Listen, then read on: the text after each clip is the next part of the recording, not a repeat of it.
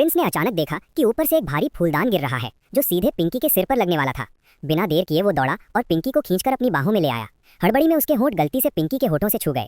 Prince ने पिंकी की जान तो बचा ली, लेकिन पिंकी को लगा कि उसने बदतमीजी की है। गुस्से में पिंकी बोली, बचाना था तो बचाते, मुझे ऐसे पकड़कर चूमने की क्या जरूरत थी। प्रिंस ने बेझिझक कहा, आपके होंठ बहुत नरम और खुशबूदार थे, मैं खुद को रोक नहीं पाया।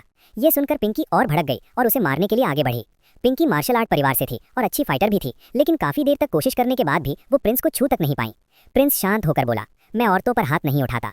फिर उसने रास्ते से गुजरती 2 लड़कियों की मिल्क टी ली और पिंकी पर डाल दी ताकि वो हमला करना बंद कर दे, लेकिन इससे पिंकी और ज्यादा गुस्से में आ गई।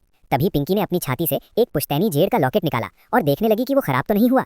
जैसे ही प्रिंस की नजर उस लॉकेट पर पड़ी, वो हैरान रह गया, क्योंकि पहाड़ से उतरते समय उसके गुरु ने उसे ऐसा ही आधा जेड लॉकेट दिया था और कहा था जिसके पास दूसरा आधा होगा वही उसकी होने वाली पत्नी होगी।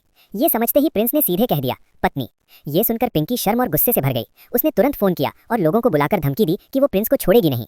फिर वो अपनी सहेली के साथ घर जाकर नहाने और कपड़े बदलने चली गई। प्रिंस पीछा करने ही वाला था कि काले कपड़ों में बॉडीगार्ड्स ने उसे रोक लिया। उसी समय प्रिंस ने देखा कि पिंकी की कार के पीछे एक संदिग्ध काली गाड़ी लगी है। उसे समझ आ गया कि पिंकी खतरे में है। वो बोला, हटो, मेरी पत्नी खतरे में है, मुझे उसे बचाना है। लेकिन बॉडीगार्ड्स ने हमला कर दिया। इस बार प्रिंस ने हाथ नहीं रोका। कुछ ही पलों में सभी गुर्गों को जमीन पर गिरा दिया। गार्ड्स का सरदार पिस्तौल निकाल लाया, लेकिन अगले ही पल प्रिंस उसके पीछे पहुंच गया। उसने पिस्तौल छीनी और हाथ में मरोड़ दी। पिस्तौल लोहे के टुकड़े में बदल गई। प्रिंस बोला, ये खिलौना काम का नहीं। फिर वो वहां से गायब हो गया।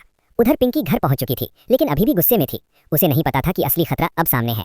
एक अमीर बिगड़ा हुआ लड़का पहले से ही पिंकी पर नजर रखे था। वो अपने आदमियों के साथ घर आया और कमरे में बेहोशी की गैस छोड़ दी। प्रिंस रास्ता भटक गया था, तो उसने अपनी खास नजर से पिंकी की जगह देखी और तेजी से वहां पहुंचा। उसी समय पिंकी की सहेली गैस के असर से बेहोश हो गई। पिंकी समझ गई कि कमरे में गैस है, लेकिन तभी दरवाजा टूट गया। वो अमीर लड़का अपने गुर्गों के साथ अंदर घुस आया। पिंकी ने विरोध किया, लेकिन गैस के कारण कमजोर हो गई और पकड़ ली गई। अमीर लड़का आगे बढ़ने ही वाला था कि तभी जोरदार धमाका हुआ। दरवाजा उड़ गया। धूल और आग के बीच एक परछाई अंदर आई। प्रिंस पहुंच चुका था।